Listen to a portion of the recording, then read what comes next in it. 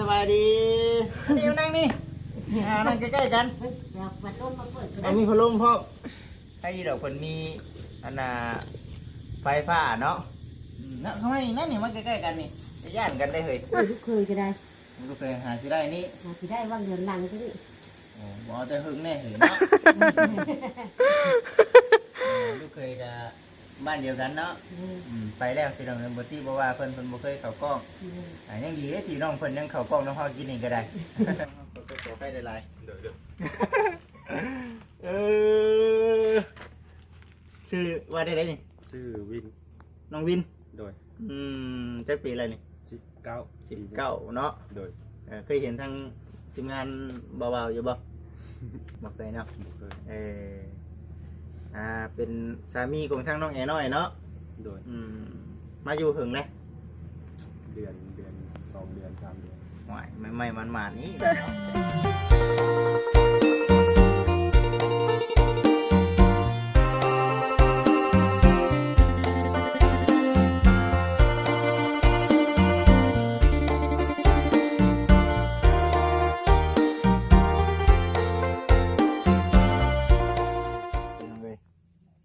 เปิดพามาอีกบันนี้เด้อพี่น้องเด้อ FC จำชื่อได้อยู่บ่เนาะเพื่อนซานันเป็นเพื่อนหลังนี่ก็ได้เมื่อก่อนก็ถือว่าทางทีมงานได้หลายช่องเนาะได้เข้ามาอัปเดตถามไทยเนาะหรือว่าได้รับเป็นสะพานบุญให้กับทางผู้รักผู้ใหญ่เป็นหลายท่านอยู่นะพี่น้องเลยทั้งไอ้บุญน้ำแน่เมื่อนี้เนาะเป็นครอบครัวของทางน้องแอน้อยเนาะน้องแอน้อยFC หลายๆท่านก็สิจำชื่อเพิ่นอยู่ดอกวันนี้ทางบัจิตก็มีโอกาสได้เข้ามาพอดีว่ามาเฮือนน้องเทพเนาะมาเฮือนน้องเทพแหละเพราะฉะนั้นหมู่บ้านเดียวกันอยู่นะก็เลยเข้ามาเนาะก็เลยเข้ามาก่อนแล้วก็สิเลยออกไปพอดีโอ้ยมาเมื่อนี้เพิ่นมานเลยเด้พี่น้องเอ้ยเนาะ เพิ่นมานเลยได้เพิ่นมีครอบครัวเลยได้เบิ่งค่ะเบิ่งครั้งแรกพี่น้องเอ้ยเนาะเบิ่งเดี๋ยวสิพา FC เข้าไปถามไทยมากับทั้ง3เป็ดจำลองเพิ่นจะปะเป็นแดดหรอเบ็ดสำห้องข่อยลืมออกเข้าไปเลย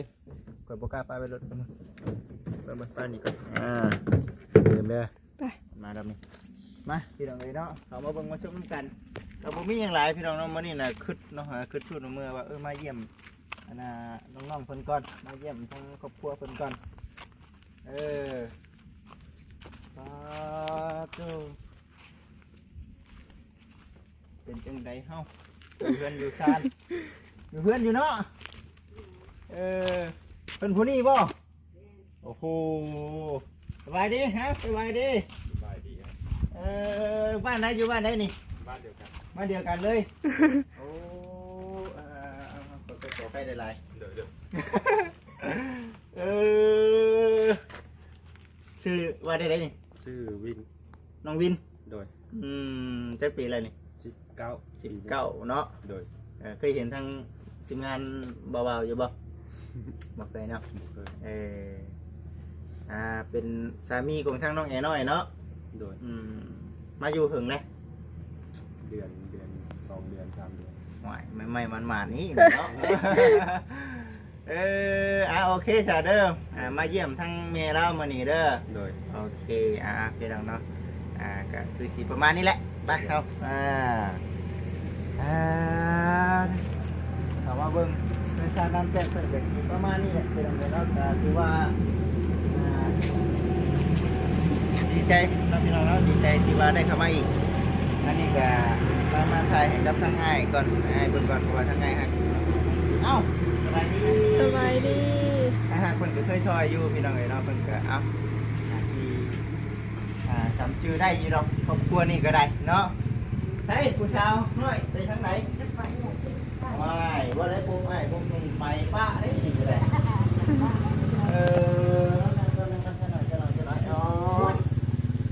ห่อนบ่ก็หารับหน้ารับจ้างบ่เอ้าสบายดีสบายดีนี่นั่งนี่นั่งใกล้ๆกันมีพัดลมพ่อให้ดอกคนมีไฟฟ้าเนาะทำไมนั่นนี่มาใกล้ๆกันนี่จะย่านกันได้เลยเนาะทางครอบครัวใหม่ โอ้มาอีกวันนี้ห้องนั่งก็ยังเตี้ยกว่าเพิ่นเลยเด้บ่เนี่ยพี่น้องเอ้ยเนาะใหญ่เด้เนาะใหญ่ล่ะใหญ่อีหลีบ่ได้ไปรับหน้ารับจ้างบ่ช่วงนี้บ่ได้ไป ก็ลงมาไปกรีดยาง เดี๋ยวนี้เฮ็ดงานกรีดยางบ่เฮ็ดงานกรีดยางพี่น้องเอ้ยเนาะไปเฮ็ดไปเฮิงแล้ว ไปได้ประมาณไปได้ประมาณเดือนหนึงโอ้ยตั้งแต่แม่เพิ่นก็ได้เนาะใครอยู่ดอกมีพัดลมแบบนี้ฮ้อนก็ได้เนาะ ไปหากรีดยางครัวก็ไปนำบ่น้องก็น้อยเดี๋ยวนี้จักปีแล้วเดี๋ยวนี้ เพิ่นเอาเมียแล้วเพิ่นรวยเลยเนาะเดี๋ยวนี้ ฮะโอ้สาธุเด้อ สาธุสาธุ เก่า เข้ามารวย เก่า ลงมือเอาอยู่ทางนี้ก็ได้ เจ้าด้วยซะ เพราะ รวย จำ แล้วบ่ นี่ก็เฮาน่ะบ่ได้ขึ้นได้เกินเพราะจำเก่า ว่าดอ บ่ได้เพราะว่า เออ แต่คือเก่านี่แหละฉันก็ได้เติมได้เพิ่มได้เฮือน เออ มันหาสิได้นี่ลูกเคยก็ได้ มันก็ไปหาสิได้นี่ หาสิได้วางเดือนหลังก็นี่ โอ้บ่เอาแต่หึงแน่หึงเนาะลูกเคยกับบ้านเดียวกันเนาะไปแล้วพี่น้องบ่ที่บ่ว่าเพิ่นบ่เคยเข้ากล้องยังดีเด้ที่น้องเพิ่นยังเข้ากล้องน้องเฮากินนี่ก็ได้ เป็นกระปุก อันนี้มีแต่ช่วยกันเฮ็ดช่วยกันหาและเนาะมาเบิ่งก่อนมาซะมาเบิ่งมาขึ้นสู้น้ำเมื่อได้นี่มาเฮือนน้องเทพนี่จักแล้วบ่แม่นๆมุกบนน้องเทพอยู่เพียงหน้านี่นะเสียงกระต๊อบนิดหน่อยนี่เคยมาอยู่นี่ก็เลยว่าเอ้าเขามาหาน้องแอน้อยก่อนไปทันเพิ่นใหญ่เพิ่นเป็นชาวซำใดแล้วว่าซั่นนะพี่น้องเอ้ยเนาะแล้วถ้าแม่เพิ่นอยู่ดีมีแฮงอยู่บ่ว่าซั่นนะอยู่ดีมีแฮงคือสิดีใจบ่คือสิดีใจได้ลูกเคยแล้ว ถ้าที่เจ้านั่นก็ดีใจ หลายๆคนก็คือสิบ่คือสิบ่ได้เห็นด้วยเนาะคือสิบ่เห็นโดนแล้วแหละ บ่เห็นบ่เห็นมา ทีมงานเฮาก็บ่ได้มาปีได้ซะช่วงนี้ในเรื่องข้าวน้ำซ้ำปลา คือเก่าคือกินคือเก่า มันคือเก่าอีกอยู่ เก่าผมบ่ได้มีให้มีหน้าว่าเพิ่นได้ผัวและเสียเพิ่นผัวเพิ่นไปเฮ็ดให้เพิ่นไปเฮ็ดน้ำยาเพิ่นน่ะเอาไปเข้ามากิน ผัวแล้วมีงานอยู่แล้วอะ มีอยู่ ใครนี่เด้ คนกินไปแล้วเขาก็ได้มันหลายคน หลายคนเนาะ เขาก็ไปกรีดยางพ่อแม่อยู่สวนยางพวกนี้ พ่อกับแม่ยังอยู่สวนยางเลยสิไปกินยางน้ำปูน้ำยา หากับลุงมามันซื้อนั่นแหละ ก็ลงมา น้ำยางบ่ออกมันบ่ออก อืม ถ้าฝนตกแล้วลุงมาไม่ว่าไปหารับจ้างกันหน้าพุ่นใช่กว่า ก็เฮ็ดไปเด้อเนาะอันใดมันได้ก็เฮ็ดไปเนาะอืม วันเท่าไรก็เจ้าจ้างอยู่ดิ แฟน บางทีก็150,000 อืม ขนาดแต่หัวปีได้นี่เนาะขนาดแต่ จังไรก็แข่งกันแล้วเนาะ จังไรก็แข่งกันแล้ว เดี๋ยวแข่งกันผู้นั้นจ้างแสน2แสนเข้าไปแล้วบาท หรื นี่ อก็ล่าไปก็มันหาจังว่าเขาทุกดำนี่ก็เกกันละบาดวันจองแกหน้าไปละบาดนี้ แม่นั่นแหละ นี่วัน2เซนก็ได้แล้ว เออ ไปเบิดปีป่ะไปเบิดปีได้เนาะ บ่ปีแล้วเอามันบ่มีนา ไป เนาะ เอาไปแล้วไปนะไปมาเอาแล้วไปบ่ได้พักอีกมื้อ บ่ได้มาเฮิงแล้วพี่น้องก็มีแต่ป่าเขาอยู่บ้านเพิ่นเป็นจังได๋คนเขาเจ้านอนให้นอนหน้าบ่หรือว่าจังได๋ เราไปนะตื่นมาเราไปนะ พกเพื่อคือเว้าแน่เลยคือคนบ่อยู่เฮือนอยู่ชานแท้นี่ว่า เพื่อนไม่จะรังใหญ่ๆเนาะคือบ่เห็นคน ด้านหลังบ่ใหญ่ครับบ่เห็นคน คือบ่ค่อยเห็นคนบนไหนเดียวเบิ่งทางใดก็ได้ ไปให้ไปนะตื่นมาเขาก็ไล่ออกแล้ว อืม ทำมาไล่เขามาแล้วผูกมาก็มาผูนอนหน้าก็ อืม นี่นี่ยังบ่จักคนนี่เฮ็ดหยังเสียจอคือมัน ไม่เฮ็ดงานนี่เฮ็ดบางหันเปิดก้นมันไปปลูกมันบางหัน ปลูกมันรับจ้างรับบายช่วงนี้บ่มีในเฮ็ดก็ให้ลูกไป ไป เออ ไปก็บ่ได้ดอกเงินก็ได้บ่ได้ไปค่าลูกมามันไก่ ดีไซน์เนาะ ปัด ปากกระดิ่งไปแล้วพี่น้องเอ้ยปากกระดิ่งแต่คือว่า บอนเฮาไปบ่ ฮะ บอนเฮาไปเห็นบ่ ปากกระดิ่งพุ่นแหละ เบิ่งอยู่เฮาก็ได้บ่เตรียมเพิ่นไปช่วยทั้งคูนทั้งค่าโคมกับโคมกีดเนาะ เห็นอยู่บ่ เห็นอยู่ก็เบิ่งอยู่นะ นั่นแหละคือว่าไปนะบ่อยู่ คือเขาง่ายเพิ่นก็ไปบ่ได้ค่อยได้อยู่ดอกแถวใกล้ๆนี่มีแต่ทางเมืองที่ทางไหนในเชิงที่ก็เอามีโอกาสทำหน้าที่เป็นสะพานบุญให้ผู้ใหญ่เพิ่นก็ไปคันว่าผู้ใหญ่เพิ่นบ่บอกก็สิอยู่แถวใกล้แบบนี้นะเอาไปไกลดีก็บ่ได้ค่าน้ำมันมันเป็นแบบแพงพี่น้องซุมื้อทุกวันนี้แม่น ชาวบ่มีชาวพันธุ์อย่างนี้พันธุ์อยู่ไปพักกันไปเก่งเฮ็ดพาเขาชวนไปเป็นหมู่ไปตลาดกายนี่ว่าเอาแล้วว่าไปพาไปเนี่ยไปซื้อของกินนี่นะกินนะเขาเติมน้ำมันเขาจกเงินเขาเติมลงมือเติมเขาลงมือจกเงินบนนั้นเขาแล้วใช่บนนั้นออกจากโถเงินแล้วแหละทั้งนั้น แป๊บเดียวแป๊บเดียวได้ เขาว่าช้ำอยู่บ่เหี่ยวใกล้นะว่า น้อยเดียว น้อยเดียวแหละ เออดีกว่าจิตแต่ย้อมน้ำมันอยู่มื้อนี้คนบอกว่านอกเห็นหน้ากับว่า แม่นั่นแหละ ซื้อข้าวกินรู้ว่าตูนนึงก็10,000 กว่าบาทนี่เขาชื่อได้เฮ็ดหน้านี่นะจักอันใดสันติว่าใช้จ้างนะคุ้มค่า นี่แหละพี่น้องเลยเนาะมาเยี่ยมเราถือว่าเมื่อนี้ก็ ดีเลยมาเยี่ยม มาเยี่ยมบ่ได้มาหึงเติบไปดีเลยพี่น้องเลยเนาะถือว่ามาเปลี่ยนบร คอย ร จะ ยากาศ เล่า กัน นี่บ่จิตจะคอยจะให้ประกาศเบิ่งนะชื่อลูกคอยหาบ่เห็นอยู่ประเทศนี่ ประกาศ แบบว่าหาแบบเขาหานี่นะ เป็นได้ไรเนี่ยเพิ่นเป็นได้ไรลูกเต้าแบบไหน มาเลยมาน่ะมาเดือนเก้า มาได้เดือนเก้านะ มาเท่านึงละ ปีนี้ บ่แต่ปีกายได้ช่องปีเดียวนี้นะเพราะเดือนเก้านี่ก็3 ปีเต็มละ ผู้หญิงผู้ชาย ผู้ชายนี่นะนี่ลูกมันคนจะเอา เบิ่งดูเบิ่งดูทางมาไอ้บ่ไอ้กุ๊กอันผู้อยู่น้ำไปจี้ไปใส่แล้ว ยังอยู่ในเรือน หาอยู่หากินเนาะเดี๋ยวนี้มีแต่งานกรีดยางเนาะเดี๋ยวนี้เนาะน้องไอ้น้อยเด้อพี่น้องเด้อเนาะแล้วพี่น้องเนาะหาสังครอบสังครัวได้เด้อ FC หลายๆท่านคือสิผู้ดีพี่น้องเอ้ย ก่อ บ้าน น นั่นแหละเอาเมียนั่น เอาเมีย ได้ลูกแล้วก็จะลงไปน้ำถือผ้าบักอันนี้แหละเอาเลยพ่อเลยว่าอยู่บ้านพี่แต่มันยากมันช้าหลุดมาเลยละตึกมาได้ครบเดือนนึงก็ได้บ้านอันนี้บ้านนี้อยู่มาบ้านนี้ คือสะ ป้า เนาะ กับเมียป้ากับเมียน่ะได้2-3 ปีเลย ติดต่อบ่ได้เลย บ่แม่นที่โตบ่ได้ที่โตได้อยู่เพิ่นไปอยู่แต่เพิ่นนั่นก็โทรมาหาก็อยู่โทรมาหาแม่อยู่ได้อยู่เงินก็เทื่อละ1,000 2,000 อยู่นี่เด้ บ้านนี้ปึ๊บมาแล้วบ้านนี้เป็นอะไรก็สิไปเป็นอะไรก็สิไปลุไปบ้านนี้ได้เดือนนึงแล้วโทรมาว่าให้เฮาหาเขารถให้เฮาได้เฮาสิย้ายงานเอาสิให้แม่หาอยู่สิได้ลูกแม่ก็บ่จักบ่หาแล้วก็มิดตั้งแต่ข้าวนั่นนะก็บ่ได้ติดต่อมาเลย อยู่ไทยบ่ อยู่ไทยแต่ว่าแบบอาทิตย์เช็ดมาบอกอาว่า บอกแม่เฮานี่เด้ออา เฮาน่ะถูกจับด้วยสาเหตุหยังก็บ่ฮู้ของมันติดต่อบ่ได้ ทุ เนาะ กเจ้าหน้าที่จับบ่เห็น อันเช็ดมานะว่าแบบนั้นแต่ว่านี่คันว่าถูกจับก็คือสิหลายปีแท้นะข่อยจะพุทธาเพิ่นเป็นบ่ได้นะ นี่น้องเลยเนาะ อืม เบิ่งเด้อพี่น้องเด้อเนาะถูกจับอยู่ฝั่งไทย แม่แถวชลบุรีแถวนี้นะบ่ได้ไกลเพิ่นว่าเพิ่นเฮ็ดงานอยู่แถวชลบุรี เดี๋ยวชนบุรีแต่บ่ฮู้ว่าในข้อหาหยังเนาะ คงหาหยังแต่ว่าบ่ฮู้แต่นั้น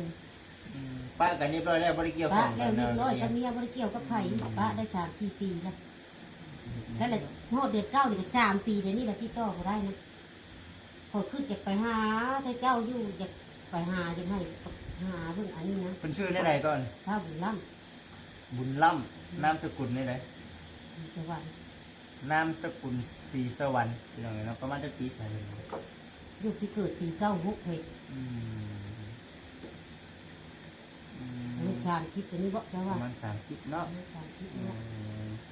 หาบ่จักไม่เฮ็ดแต่บ่เชื่อขึ้นมาพ่อๆก็จังอยู่เดียวแล้วนะจังส่งลูกไปที่นั่นนะ ปีที่แล้วนี่มาอยู่ปีที่แล้วนี่เนาะ มาเลยผ่านมาได้โชว์ปีฮอดเดือน9นี่ก็3 ปีเต็มแล้วก็พาไปเลย บ่ได้ติดต่อแต่หึงเลย อยู่ไปได้เดือนนึงก็ติดต่อบ่ได้เลย โอ้หลายปี ปีได้ใส่เนาะ 3 ปีเดี๋ยวนี้แหละเนาะ ตัวนี้ก็เบาคือถ้าพอเนาะตัวนี้เนาะคือพอเพิ่นเนาะมันจะคือเด้อย่าคือเอาจังไหนก็ฝากนี่เด้อพี่น้องเด้อเนาะฮะเท่าบุญดำเนาะฮะเป็นก่อนนามสกุล สบาย สีสวรรค์เนาะสีสวรรค์เป็นอะไรเนาะน่าจะติดคุก แต่ว่าบ่ ว่า ฮู้ ติดคุกมาบอกแม่เฮานี่เด้อเช็ดมาหาอานะว่าเฮานี่ติดคุก อืมแต่บ่ฮู้ว่าเนี่ยสาเหตุหยัง ว่า เนาะ จะบ่ฮู้ว่าสาเหตุหยังเราบ่ฮู้ จะตีกันแท้บัดนี้บ่จักอีกเนาะ กันว่าติดคุกแล้วจักสิสาเหตุหยังจักสินักจักสิเบาหรือว่าเว้าพื้นให้หรือว่าไปเฮ็ดหยังไปทะตีเขาบ่หรือว่าไปเฮ็ดเท่าใดเฮาก็บ่ฮู้อักภายในอื่นอยู่บ่มีแล้ว เนาะ อักภายว่าแบบว่าคงผิดกฎหมายแล้วบ่มีแล้วบ่ได้เฮ็ดอันนี้ ได้บ่มีเงินคารุคารามาบ่เฮ็ดไปจังซี่ทีเนาะ นั่นแหละครับ ขึ้นไปเนาะอันนี้ขึ้นไปได้ ไปซื้อ ขึ้น นะ ไปซื่อ อักภายผิดกฎหมายแบบงูนะคือบ่มีอันนี้บ่ขึ้นไปได้ เอาเบิ่งไปสักพี่น้องภาวนาก็อย่าให้เป็นหยังเนาะถือว่าบ่ได้ติดต่อมาเป็นปี2 ปีแล้ว โชว์ปีเดี๋ยวนี้โชว์ปีฝ่ายไล่ๆแล้วก็ไปได้เดือนหนึงไปเดือนเก้าไปชิปมาก็ที่ต่อบ่ได้ อืม มันตกเดือนเก้าปีต่อมากับปีนึงเนาะปีกายนี่ก็ช้องกับ3 ปีนี่เนาะเดือนเก้าปีนี่ก็3 ปีเดี๋ยวนี้เนาะ เอาน้องเอ้ยถ้าบุญล่ำไม่นล่ะ อืม ถ้า ครับ บุญล่ำเพิ่นเด้อพี่น้องเด้อ ปีนั้นได้พระเจ้าอยู่ดีมีแห้งอยู่บ่ โดยอยู่ดีแม่งอยู่ แต่เงินแต่คำเดี๋ยวนี้ก็ได้โอ้ ไปคือกัน นี่ให้กินแต่เงินคำกับแก้วนี่บืนให้พ่อมันพ่อไปพ่อมันที่หาหยัง จังกันในยานะ ที่นี่ บดในคีมก็ไปหาดำน้ำรับจ้างไปคนมันไปปลูกมันบดนั้น หมดเท่านั้นแหละ แต่ไหนแต่มันโบราณคนบ่ได้หมดเลยหน้าเฮ็ดกัน ไปเนาะ ไปกินไปซื้อไปบ้านๆนี่แหละบ่ที่แต่บุญบ่จักได้เฮ็ดแหละมันเกิดมาทุกข์ระยะมันแต่กี้ก็เลี้ยงลูกก็ไปอยู่สวนอ้อยนำบ่สิว่าบ่ก่อนความทุกข์นะแฮงปั๊บบ่จักเขาแม่บ่จักเขานาอธิบายนะลูกน้อยนี่ไปผูกไว้ในตามพวกไม้มันไปขุดคุมโมตะกี้ไปคุมละ100กิโล เนา เนาะเจ้าบ่สิว่าเลยแดดช่องง่ายไปวันนี้กูได้แม่นได้ว่าธรรมดาจนได้ไปเช้าหน้าพวกนั้นก่อนนะ รับจ้างหน้า บ่ดี ดำอุสกุดหน้ารับจ้างเพิ่นให้เข้าไปดำหน้ารับจ้างตะกี้เนาะเพิ่นให้เข้าไปช่วยเพิ่นก็10,000 15,000 10,000ได้บ่แม่นได้เท่านั้นชอบนี้ช เรา อบ มาตะกี้เนาะ ตะกี้ เดี๋ยวนี้ก็ยังเป็นอะไรอยู่นี่ เดี๋ยวนี้นะคันไปดำนะว่าสิไปช่วยจุงลุงนะเพิ่นว่าเพิ่นสิให้25ชอบธรรมดาอยู่พอพังอยู่อันนี้เนาะใครก็มือตะกี้นะ อื ข้อ ม ยสิ ใคร ว่า อยู่ใครอยู่ ตะกี้น่ะ10,000นะตะกี้น่ะใช้10,000นะ อืม ต้องใช้คำเอาเมินเด้ แม่น10,000นึงก็12โลนั่นแหละ10,000 15,000ก็ได้กินได้ข้าวนะเพิ่นนะไปช่วยหน้าเพิ่นนะ เพิ่นเคยทุกข์อยู่หั่นนั่นแหละคือไปคือมาปั๊บอยากหาอยู่เลยได้ตัวเองก็บัดเข้าแล้วบัดนี้ เป็นจะได้ใช่สั่งครอบสั่งครัวไหมแตกต่างอยู่บ่ ให้ครัวเป็นสาว หรือว่ามีคุ้มคืดแน่ใดเนาะมีเนี่ยจังใดก็อันนั้นเด้อช่วยกันเฮ็ดช่วยกันหาหั่นแหละอันน่ะมีหยังก็คอยเว่าคอยว่ากันเนาะช่วยกันเฮ็ดช่วยกันสร้างอย่างไรสันพอได้มีผู้ชายแน่มาอยู่นำครอบนำครัว ใช่กูอยู่คนเดียว แม่นใส่ไปเพิ่งกับผู้ชายในแค่นี้เนาะเจ้าหน่อยกับแม่เจ้าหน่อยกับเฮาเองเหมือนบางสิ่งบางอย่างเฮาเฮ็ดบ่ได้เด้ โบ่แล้วเฮาบ่มีผู้ชายกับหมู่กับบ่ย่านตัวนี้ มันแค่นี้ คันแม่สิเอาบ่เท่าแล้วยาว่ะ ยาแล้วบ่แม่ยาเลย แม่นี่ว่าเพลงวัวกระบวดผู้ใดเว้าย่า คักนะเนาะได้นะเราจะอุ้มหลานเพิ่นเองแล้วเนาะ เท่าแล้ว อุ้มหลานได้จ้ะ เท่าแล้วย่าแล้ว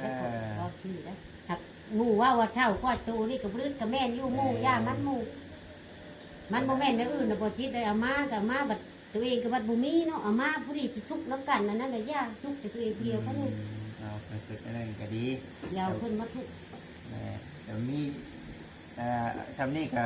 เห็นหลายคนแล้วเนาะว่าสิบ่เอาบ่เอา ได้หาเว่าชื่อหรือว่าได้แล้ว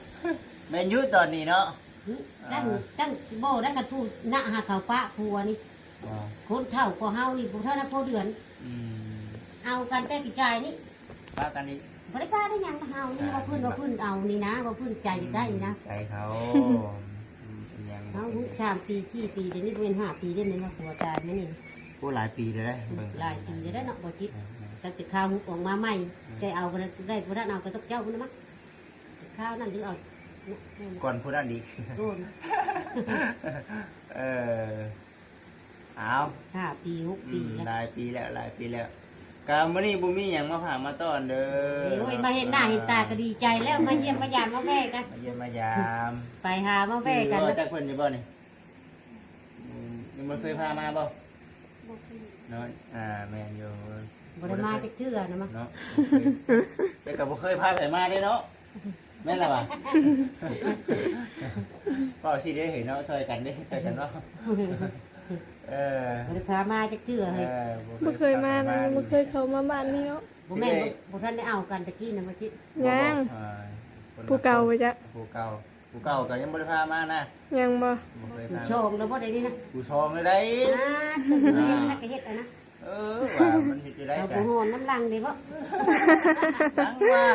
มันสิได้จ้ะมันบ่แม่นใส่หนึ่งใส่แน่น แม่นจะเอาไปก็เนาะ เพิ่นก็ว่าเฮาบ่ดีเฮาก็ว่าเพิ่นบ่ดี แม่นนี่บ่ มัน ดี บ่เข้ากัน แค่นี้อันนี้เฮาบ่ดีเพิ่นก็ฮักอันนี้ แค่ตื่นแล้ว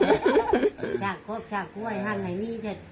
อยู่น้ำกันเด้ออย่าป้าอย่าห่างกันได้บาดนี้ แม่ เอ้ย เขาคิดว่าสิไปหาเพิ่งจะบุญบ่ว่าเพิ่นประกาศให้เพิ่นประกาศให้ว่า ตัวนี้ก็คือลำบากใจอยู่แล้วบ่สิมีเปอร์เซ็นต์น้อยที่สุดในเรื่องการเฮ็ดเดี๋ยวนี้ นอกจากว่าคนอยู่ทางพุ่นพระเจ้าโทรมาว่าข่อยอยู่บ้านนั่นบ้านนี้เด้ออยู่เมืองนั่นเมืองนี้เดี๋ยวไปหาให้ข่อยแน่พ่อแม่ข่อยซื้อนั่นนั่นนี่น่ะเห็นกูคน ได้เนาะ แม่แต่เฮาบ่ฮู้ว่าเพิ่นสิดินโทรศัพท์อยู่บ่คันเพิ่นบ่ติดตามเฮานี่ก็บ่ได้ได บ่มีโทรศัพท์อยู่กันเฮานั่น โอกาสเสี่ยง มันบ่คือเพิ่นอยู่พุ่นโทรมาหาเฮาได้ว่าไปตามแน่น้องเอน้อย เป็นน้องสาวอยู่บ้านนั่นบ้านนี้โอ้ยเตะโลดอันนั้นน่ะเอาไปถามคนในหมู่บ้านเขา บ่มีหยังนะ แม่ บ้านนี้มื้อนั้นได้หึงได้พาว่างเดือนหลังที่นี่แหละฮู้จังก็ได้ขึ้นมาแล้วเนาะ พูดใช่อยู่ได้คนนี้ บ่แล้วเดี๋ยวเฮาไปเข้าเบิ่งรถบ่เห็นเลยบัดนี้ อ่า หาบัดนี้บ่เห็นบัดนี้ หรือว่าเพิ่นก็จังไดเนาะมาบ่ได้บ่หรือว่าจังได จัก ตัว บ่ นี้ก็ ได้ แล้ว ยังว่า คงสิมาได้แท้เราเคยมาอยู่เนาะ คันแม่นว่าบ่อยู่นึ่งมาแล้วบ่ติดคุกช่องมาแล้วเว่าง่ายๆกันเขาบ่ฆ่านะ อืม มันสิมีโอกาสมานะเพิ่นตู่3ปีเดี๋ยวนี้แล้วเจ้าคุ ย่าก น มึง ย่านเป็นแนวนี้เดี๋ยวนี้เนาะอืม เฮาจะช่องอย่างอันนี้คันว่าติดคุกแล้วมันสิใช้เหตุหยังสิหลายปีแท้นะเว้าให้บ่ได้เนาะ บ่ฮู้สาเหตุเนาะเฮาก็ได้ เฮาก็บ่ฮู้ใช้เหตุนั่นน่ะ เพราะเห็นให้เฮาคิดฮอดแต่ก็ เฮาคิดในใจนะว่าคันว่าบ่เป็นจั่งใดก็ปีหน้านี่เฮาสิหาแจกเข้าแล้วเฮาว่า เอาไปไม่ดอกเลยไม่ทันหู เรา ข่าว เชื่อเพิ่นว่าแจกเข้าแล้วมาได้เพิ่นว่า เนาะ เฮ็ดลงเบิ่งมัน3ปีจะได้ เอาภาวนาฉันเนาะขอให้ เฮาลูก พวก จัก ให้ มัน พ่ออืม ลูกชายกุ๊กแหละนี่ ใส่กบใส่กบสัตว์ที่เราพูดแรก เอาเมียเล่าบัดพากันไปอยู่สวนยางตะกี้เขาก็ได้ไปน้ำจังหวัดพังงานะไปติดตายางไปปลูกยางไปสารพัด ไปเลยเด้อน้องเอ้น้อยคือกันเด้อดีใจน้ำที่ได้สั่งครอบสั่งครัวแล้ว มีแต่ว่าผู้ได้มีโอกาสก็สิเข้ามาเยี่ยมมายามอีกเนาะก็ ไปหาว่าเวแล้วบ่แม่นสิหาแต่ว่าของฝากของหยังเลยที่ นั่นแหละจังว่า เยี่ยมกันโอยกันนี่แห มา ละ เยี่ยมก่อน มันหังเฮามันบ่ได้ไปเที่ยวที่ใดคือแต่เจ้าเฮาว่าชื่อเฮาบ่ได้ไปที่ใด ไปหลายวงหลายบอนได้เห็นหลายบอนหลายที่แหละนี่ก็ได้ ไปซะเด้อมื้อนี้ก็บ่มีหยังได้น้องเอ้ยมีถุงเล็กๆน้อยๆเด้อก็บ่หลายแหละพี่น้องเอ้ยเนาะ50,000กีบเนาะก็พอได้ให้พอได้ซื้อน้ำเย็นๆกินเด้อเด้ออ่ะ เออให้เพิ่นก่อนพี่น้องเนาะเฮ็ดได้ชัน ดีมีแฮงเด้อ ดีมีแห้งดีมีแห้งหวยด้วยเลขเอาถูกหวยเลยเงินเนาะชื่อเลขมันก็ได้แต่เลขกันแหล้วเนาะ เจ้าไปเฮาเบิดอยู่ไป ปลูกอันมันมาเลขออกพระกัดชื่อเพื่อเทือละชิปเทือละเช้าเงินละ1,500,000นะเช้าไหมคะว่า บ่ถึกเนาะ บ่ชื่อ อืม พ้องละโชม3,000แต่ละเดือน ไปสามพี่น้องเลยเนาะก็ ยัง จำ บ่ ได้ ทันได้ลูกจะคนบ่ ยัง ทันได้ยังมาทันได้2-3 ปีได้นี่ก็ได้อยู่นำ 3 เพิ่น ปี นี่ก็ได้ แล้ว 3 ปีแล้วเด้ แถว4 ปี อยู่ แล้ บ้าว นเดียวกันบ่ อยู่แถวดงเห็นพุ่น คนละบ้าน แถวบ้านนาบ้านหยังก็ บันทง เนาะ บันนา บ้านทงบ้านนานี่นะเดี๋ยวนะกอยโคกนี่แถวนี้ เป็นได้ข่าวชาวบุญนะ เขาสบุญก็อยู่ดีมีแห้งอยู่ เขาว่าเชียนแล้วก็ไปลูก ผมนั่นกันคือเก้าแมนถือว่า โอ้กะบืนพ่อไปพ่อเล่าหั่นแหละอยู่ดีมีแห้งอยู่ดี ตี มี ไฟ แห้ง ได้ อย่าลอกวางเงินคำกำแก้วเนี่ยคันสุขภาพร่างกายแข็งแห้งกะห้าว่ะ อยู่ดีมีแห้ง พอพี่จะอยู่ดีมีแห้งน้องคือกันนั่นแหละนี่เรื่องความทุกข์ยากทุกข์จนมันก็อีกแบบนึงเนาะแต่ว่าร่างกายเฮามันอยู่ดีมีแห้งนี่ถือว่าโอเคได้ จักผู้ใดละมาสัมภาษณ์ของยามใดกับคนบ่มักปากอยู่แล้วเว้าบ่ดังบัดมันว่า บ่ จักไผเว้นเทวันนู้นนี่มาเขา บ่ พวกนี้นะเขาบ่จันวันนู้นนี่นะ โอ้ มาถูกจะอ่านนี่ เบาโอดิเบาบอสเบาสีจันทร์ แม่นพวกนี้ละ เออ ออกไปฮอดทางแล้วยกเป็นได้ไดสัมภาษณ์บ่ได้ก็ถามความใดได้ความนั้นจะบ่ปากบ่ เนาะ มักปากมื้อนี้แล้วเขาว่าอยู่คนบ่มักปากนี่ยามใดก็นอกบ่จิตยัด มันให้ผัวเลยนะเปิ้งเนาะ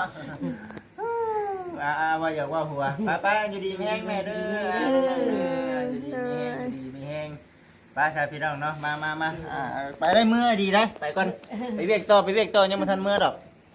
ผมมุกขอบใจได้ลายได้พัดลมฮัตตาริพี่น้องว่าฉันเป็นเหือแต่เกลือเตนเนาะป้าชายพี่น้องเด้อโอ้เอินชาลานเป็นก็คือสีนั่นนี่แหละแมนเมียเรางามดี งามบ่โอ้งามมาแล้วบ่ย่องไว้เด้อน้องเด้อน้องย่องไว้ มื้อแรกสิมาหาเปียกก่อน หาเลือกเอาจนได้พุ่นละ โอ้ได้แล้วบาดนี้ได้แล้วได้ถึกใจแล้วบาดนี้ถึกใจคักถึกใจเนี่ย ลมพัดกระเพื่อมลมพุทธิชามแพทย์ โอ้ยเนาะ แห้งจักเป็นลมเป็นอย่างไรดังไงปุ๊บมาที่แม่นลมมาไปนี่แล้วปุ๊บท่าชักจึกพูดแล้วก็มันมีคนอยู่ทางนั้นอยู่เว้ย พอเฮงเนาะ ชามแพทย์ลมท่าตกใจลมมากกว่ามื้อนี้พุ่นละเป็นรถ พี่น้องเด้อกะสิประมาณนี้แหละเอื้อนน้องแอน้อยเนาะพี่น้องเนาะกะมาเยี่ยมมายามเพิ่นมื้อนี้ก็ได้โอเคพี่น้องเอ้ย